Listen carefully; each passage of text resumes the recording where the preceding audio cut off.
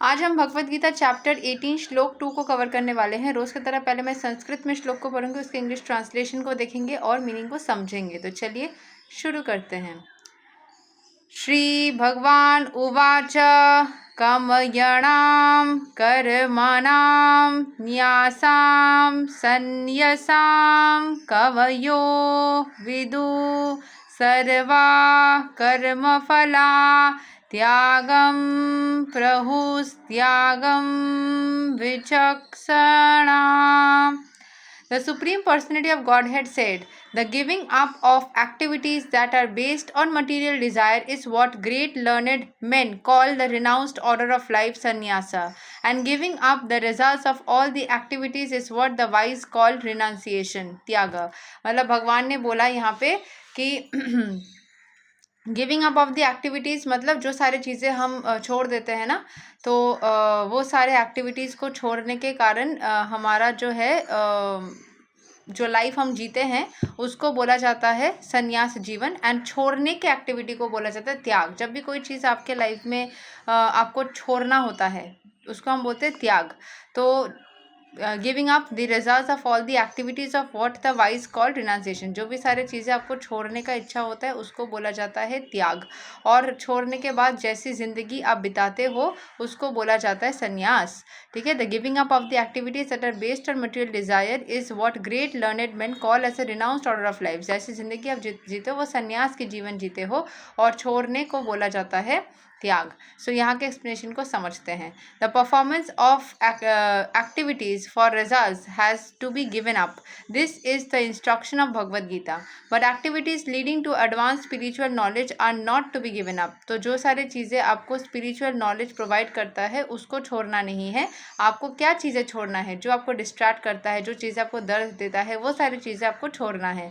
So activities for results has to be given up, जो सारी चीज़ें करके आपको कुछ वापसी चाहिए कि ये मैंने किया और इसके बदले मुझे कुछ मिलेगा, वैसे एक्टिविटीज़ को आप छोड़ सकते हो, या फिर एक्सपेक्टेशंस को छोड़ सकते हो, क्योंकि एक्सपेक्टेशंस हमेशा दर्द देता है। तो भगवद गीता हमेशा बताते हैं कि स्पिरिचुअल नॉलेज को लेना मत छोड़ो, भगवान का साथ मत छोड़ो। ठीक है, this will be made clear in the next verses. In the Vedic literature, there are many prescriptions of methods for performing sacrifice for some particular purpose. There are certain sacrifices to perform to attain a good son or to attain elevation in the higher planets. But sacrifices prompted by desire should be stopped. इच्छाओं को पूरी, जैसे बहुत सारे लोग बोलते हैं मैंने मंडे फास्ट किया है ताकि मेरी अच्छी शादी हो जाए। मैं बोलती हूँ वैसे शादी तो होगी नहीं, वो उल्टा आपको दर्द होगा, पेट दर्द होगा, तो वैसे करना नहीं चाहिए। आप पूजा करो भगवान को खुश करने के लिए, अपने अगर कोई भी प्रॉब्लम्स है उसके लिए क्रियाएं करो, बट कुछ भी सैक्रिफाइसेस अगर आप करते हो वो जनरली लगती नहीं है, बोला जाता है as per Bhagavad Gita. However sacrifice for the purification of one's heart, खुद के अंदर के क्लेंजिंग के लिए, सेल्फ हीलिंग के लिए आप कर सकते हो।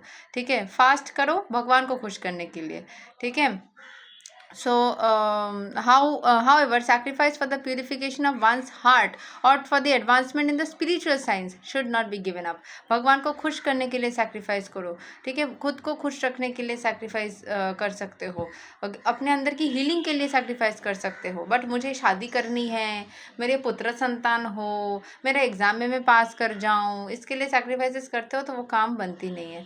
तो यही तक है श्लोक number 2 of Bhagavad Gita chapter 18। हमेशा सैक्रिफाइसेस पहले वाले श्लोक में भी बोला गया है, हर एक काम जो करते हो सिर्फ भगवान को खुश करने के लिए करो। मैंने एक एग्जांपल दिया था कि बचपन में हमारी पूजा की एक बुक होती थी, उसमें लिखा रहता था कि एक ये मंत्र जाप करो भगवान को खुश करने के लिए, एक ये मंत्र जाप करो एग्जाम में पास करने, ये मंत्र, तो कुछ छोटे छोटे ऐसे पूजाएं होती थी। तो मेरी मम्मी हमेशा भगवान को खुश करने वाला ही करने के लिए बोलती थी कि एक बार में हो जाएगा। मैं बोलती थी भगवान को खुश करने के लिए क्यों करना चाहिए, सिर्फ ये वाला जो है उतना करो।